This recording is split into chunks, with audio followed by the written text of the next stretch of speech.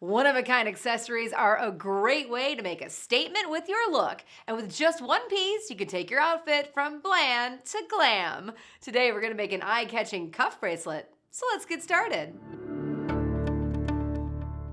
You'll need twill fabric in whatever color you want, fusible interfacing, hook and loop fastener, and an iron-on sheet of gems. First, measure out a rectangle 6 inches wide and 9¼ inches long. You may need to adjust the length to fit your wrist. This makes a 2½ inch thick cuff bracelet. Measure out the same size fusible interfacing and iron the interfacing onto the wrong side of the fabric. At this point, you can also choose to serge the raw edges if you want. Fold the fabric in half lengthwise, wrong sides together, and press. Turn the fold with the right sides facing each other and sew the two short sides together.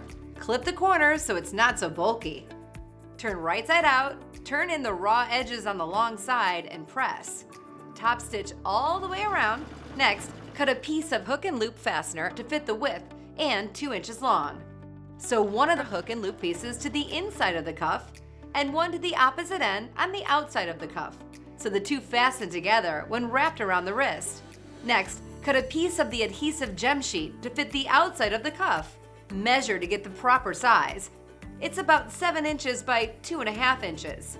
Lay it on the cuff, cover with a pressing cloth, and iron on.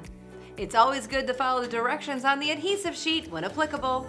And there you have it, a statement cuff bracelet that'll put the sparkle in your shine.